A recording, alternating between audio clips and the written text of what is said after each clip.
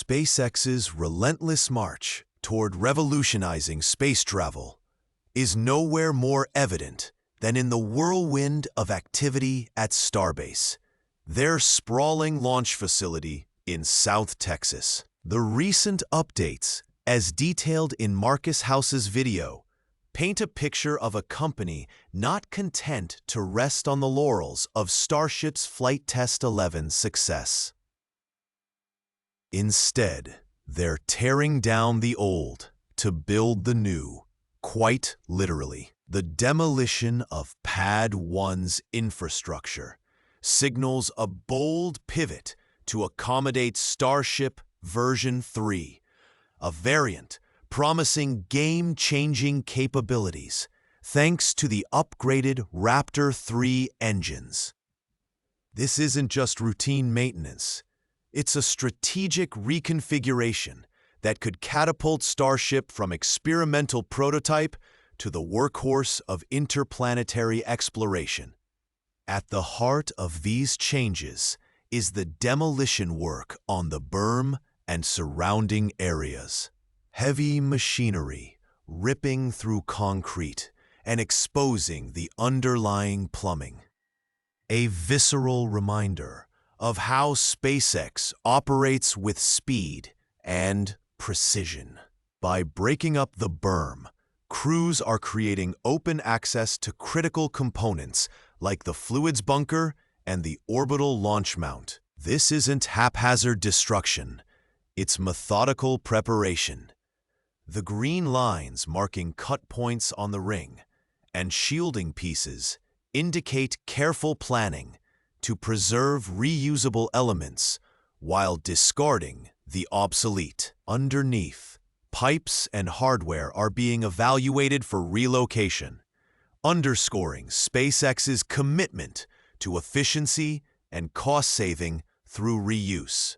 One of the most fascinating aspects is the handling of cryogenic systems. The removal of manifolds from the liquid oxygen subcoolers and the complete dismantling of pumps on the methane side highlight the technical sophistication involved. These pumps, housed in insulated cold boxes, are engineered to handle extreme pressures, up to 140 bars, necessary for fueling a massive vehicle like Starship. The fact that similar setups are already in use at Pad 2 suggests a seamless transition, with above-ground mounting for quicker installation and maintenance. This modular approach not only accelerates timelines, but also minimizes downtime, a key factor in SpaceX's rapid iteration philosophy. The tower arms are another focal point, with the cable for the carriage being removed and the traveling block likely upgraded to match Pad 2's 6-wind configuration. This subtle change enhances lift capacity and precision, essential for handling heavier version 3 payloads. The ball screws and motors from the pushers have been carted away, but the arms themselves appear slated for upgrades rather than full replacement. It's a pragmatic decision that aligns with SpaceX's ethos of iterating on existing hardware rather than starting from scratch every time. Shifting gears to Pad 2, the progress here is equally impressive. Fresh paint on the flame trench, rebar installations for concrete pours, and the addition of an extra water deluge pipe show foresight. This pipe could support future enhancements like Rainbird systems on booster quick disconnect hoods, preparing the pad for higher thrust operations without major retrofits later. The removal of scaffolding and welding attachments inside the trench indicates that core structural work is wrapping up, with final shielding pieces locking everything in place. These upgrades aren't just about supporting version 3. They're about future-proofing for the demands of Artemis missions and beyond. Production at the site isn't lagging either. Ship 39 stacking in the Gigabay, amid ongoing construction, demonstrates SpaceX's ability to multitask. The common dome's movement and the rapid assembly of tower cranes, with 2 fully operational and others nearing completion, point to an expanding manufacturing capacity. Vertical beams for Gigabay's first level are going up, signaling that this facility will soon handle even larger-scale production. Down at Massey's, the cleanup of scrap piles and the completion of a static fire stand with new clamps show testing infrastructure keeping pace. The commodities bunker's roof, with its permanent corrugated steel sheets, offers robust protection against potential mishaps, while the enclosed flare stack reduces environmental risks like open flames near wildlife.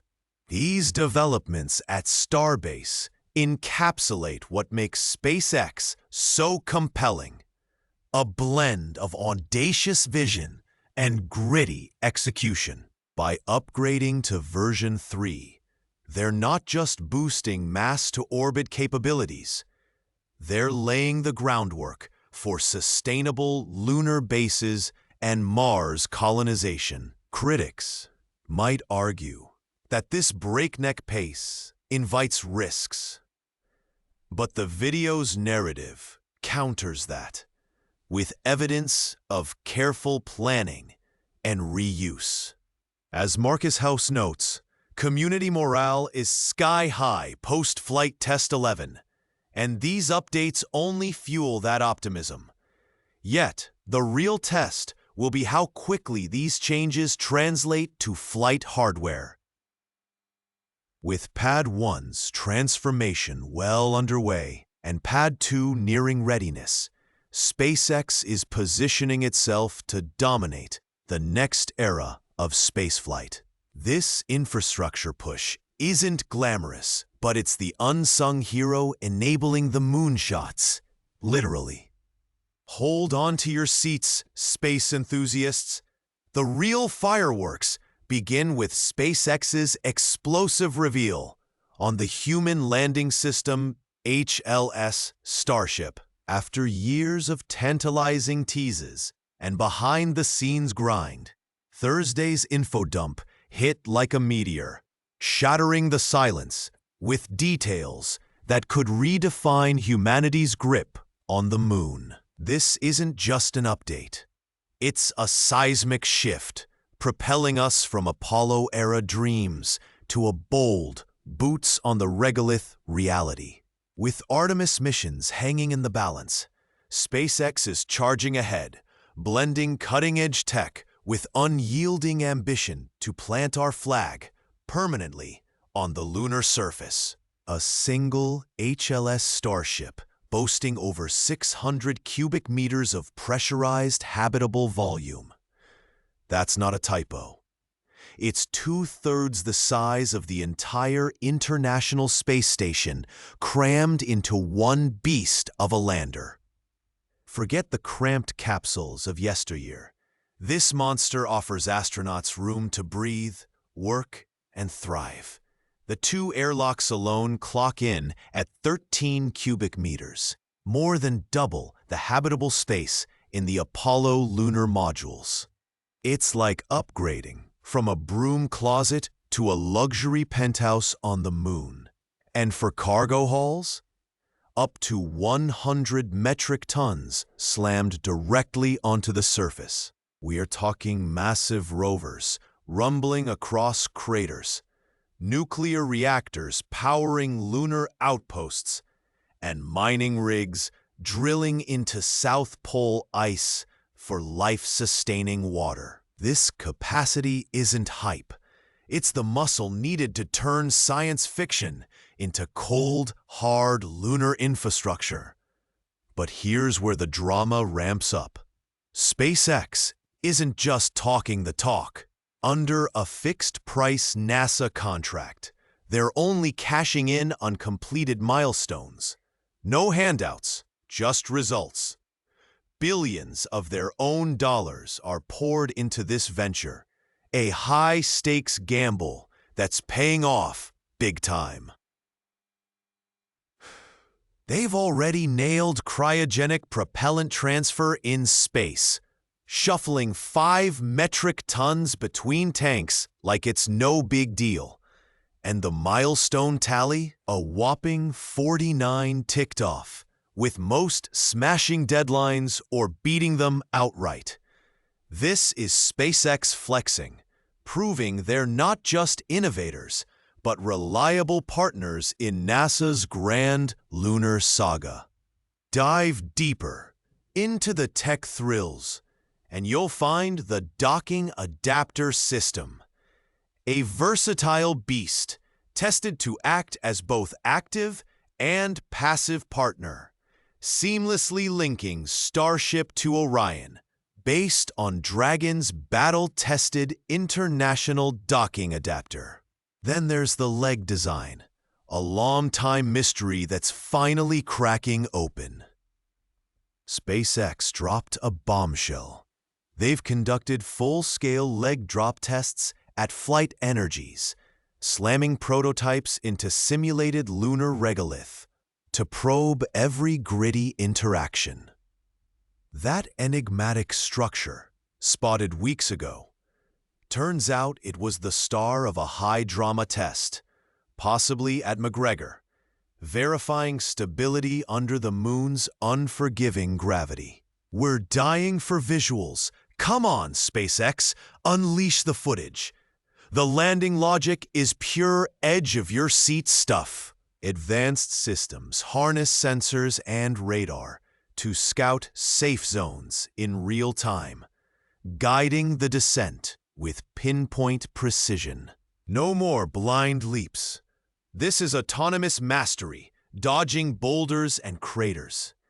Software evolution is equally riveting, battle-hardened through flight tests and iterated on the fly. Critical elements like fault detection, alerts, commands, and telemetry are locked in. Milestones that scream reliability amid the void's chaos. Communications, tested to perfection with RF systems, beaming data between ground stations and the vehicle, ensuring no astronaut is ever out of touch. The Raptor engines steal the show here, throttled down for delicate lunar touchdowns, including cold start demos on both sea level and vacuum variants. Pre-chilled to mimic a lander baking under lunar extremes, these tests simulate the ultimate endurance trial. And the cherry on top, full demonstrations of the elevator and airlock using Axiom's pressurized EVA suits, rehearsing crew and cargo ops from orbit to surface. It's like watching a blockbuster rehearsal for the greatest show off Earth.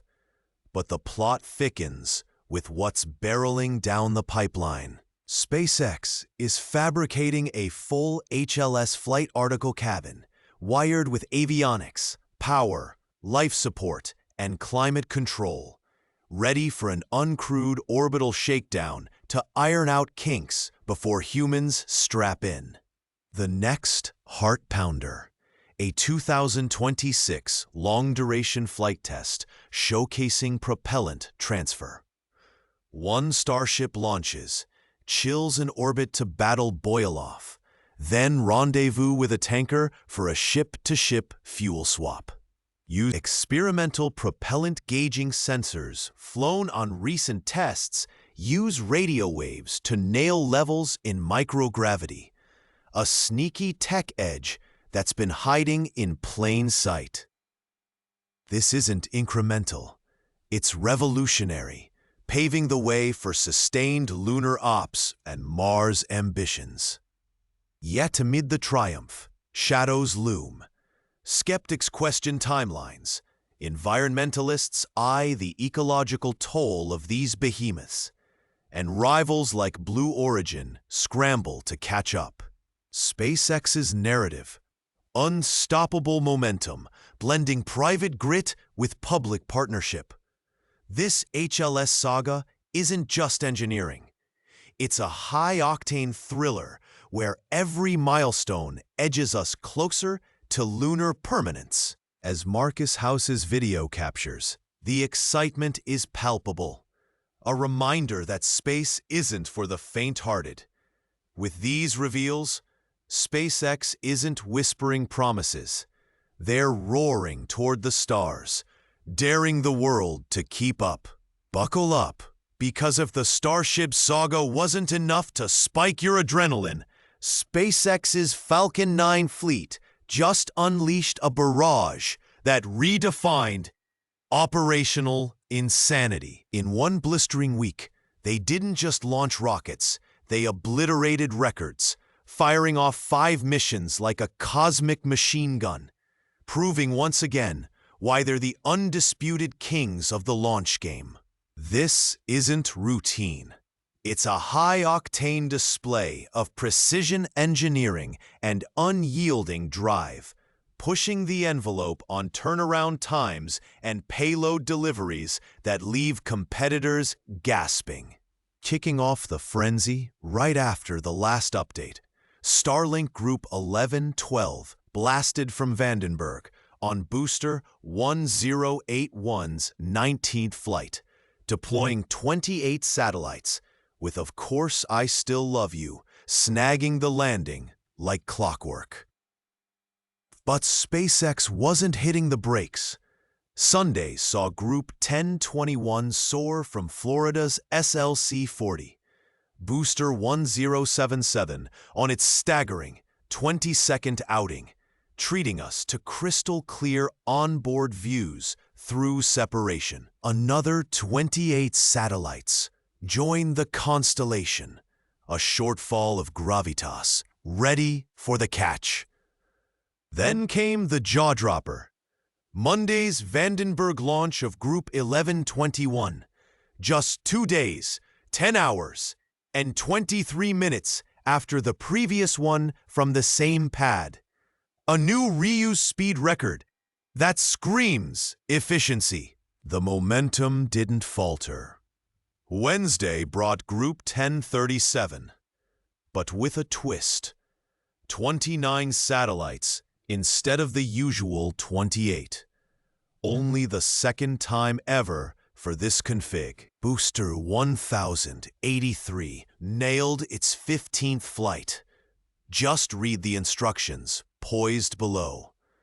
And Friday, Group 11 to 23 from Vandenberg again. The third in 6 days, with Booster 1063 clocking its 29th mission, inching toward immortality, just 3 shy of the all-time record. Of Course I Still Love You was back in action, capping a week where SpaceX didn't just dominate, they owned the skies. With this satellite swarm exploding, Starlink's performance is skyrocketing. Median peak hour speeds up over 50% in 2025. Uploads blasting past 30 megabits per second consistently. It's not just numbers. It's transforming global connectivity, bridging digital divides with raw power.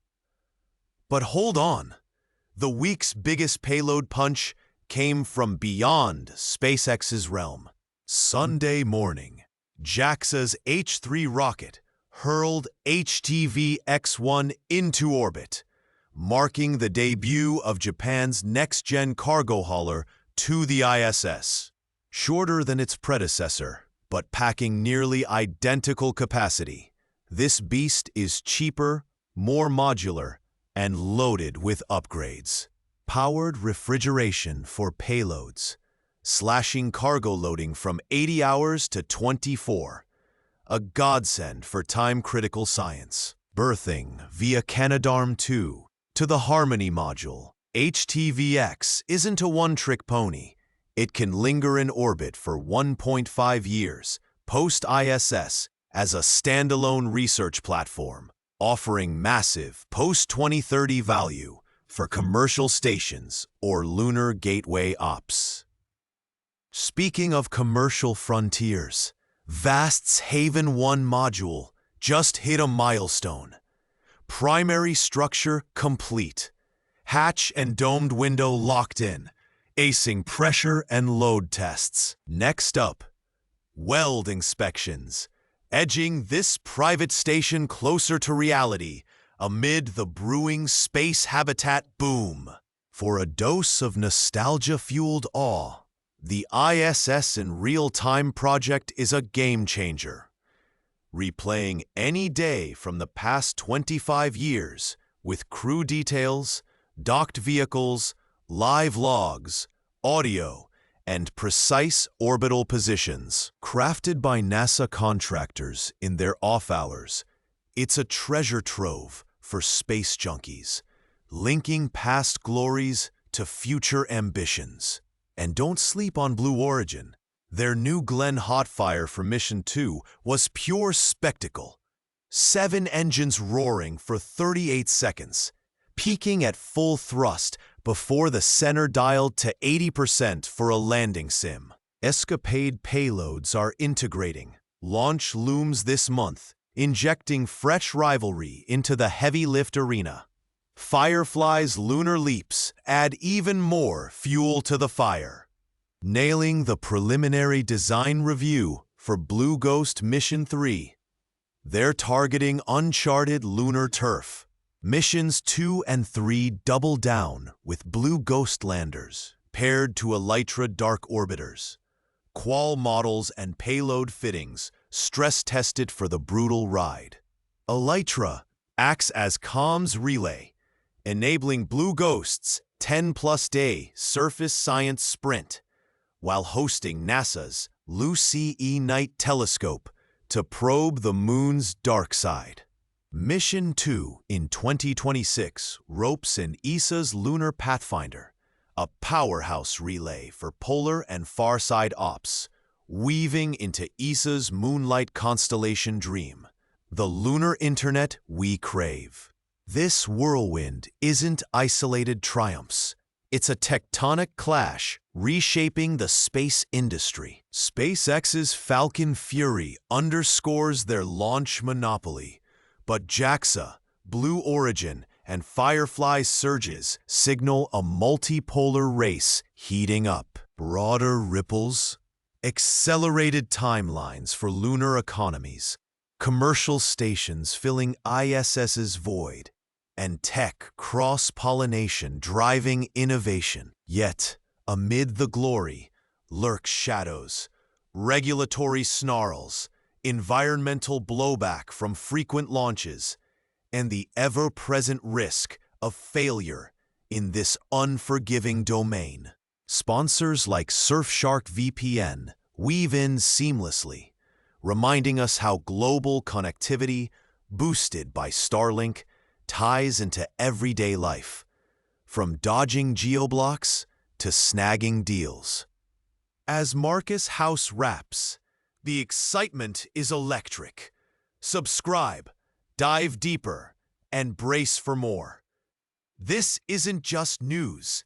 It's the pulse of a revolution where every launch edges humanity toward the stars. The space race isn't cooling, it's igniting, and we're all along for the wild ride.